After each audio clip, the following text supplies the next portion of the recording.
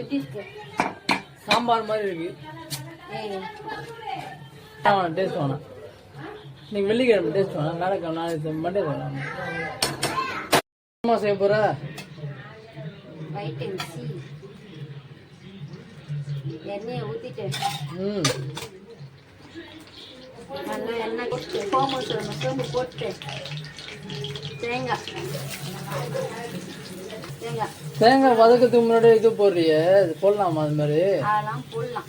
வெங்காயம் டேஸ்ட் மட்டும் எப்படி வருது மட்டும் பாருங்க, மற்றதெல்லாம் அப்புறம்.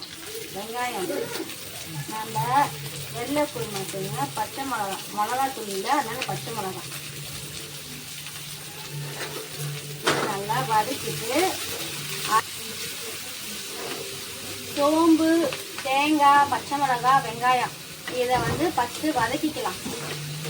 நல்லா வதக்கி ஒரு 10 மணிக்கு செஞ்சிருவீங்களா? அதெல்லாம் நல்லா தான் செய்வேன் நான். வெங்காயத்தை தாளிச்சிடலாம். இது வதங்கட்டும், அதுக்குள்ள வெங்காயத்தை தாளிச்சிடலாம். வெங்காயம் போதும். தாளிப்புக்கு பொடியாக கட் பண்ணிடணும்.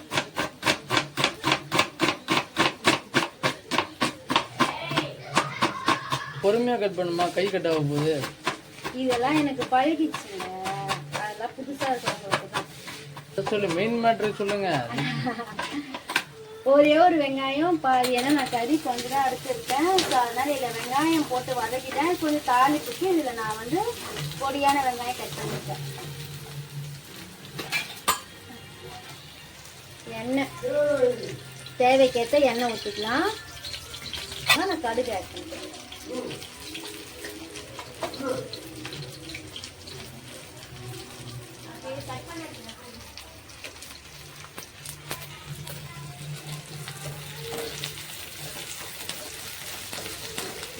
வெங்காயம்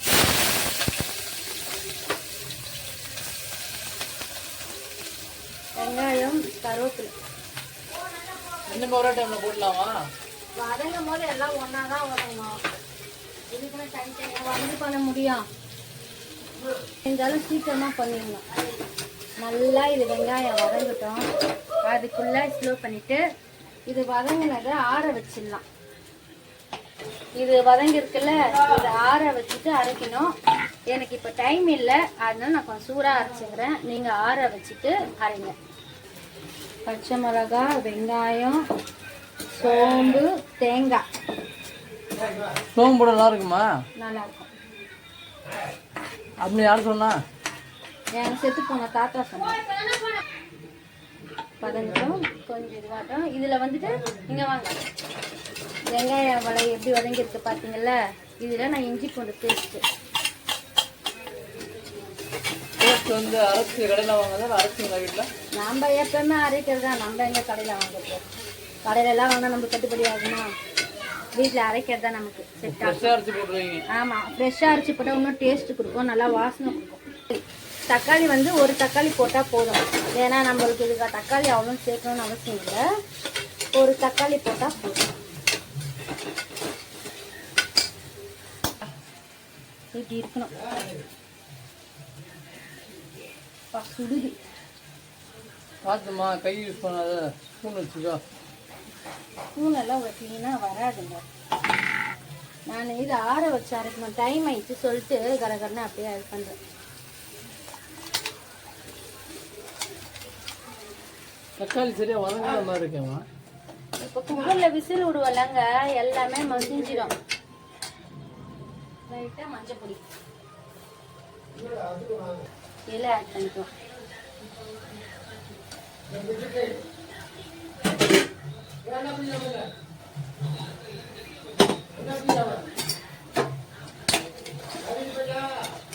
அப்படியே இப்படி வதக்க வதக்க வதக்க வாசனை வரும் பாருங்க. சுட சுட இட்லி, தோசை. மிளகா பொடி போடல இதுல? ஆஹா, மிளகா தூள் இல்லை. அதான் வெள்ளை குருமா. மிளகா தூள் போட்டால் கலர் மாறாதா? தக்காளி கூட அதனால தான். இதில் வந்து பெரிய தக்காளியாக இருந்தால் ஒரு பாதி தக்காளி, சின்ன தக்காளி இருந்தால் ஒரு தக்காளி இருந்தால் போதும். எண்ணெய்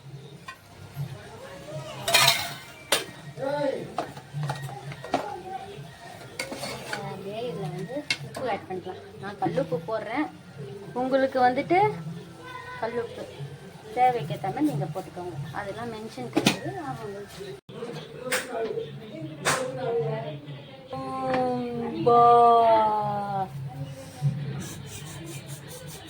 எப்படி இருக்கு? சாம்பார் மாதிரி இருக்கு. டேஸ்ட் வேணாம். இன்னைக்கு வெள்ளிக்கிழமை டேஸ்ட் வேணாம். நாளைக்கு மண்டே வேணாம்.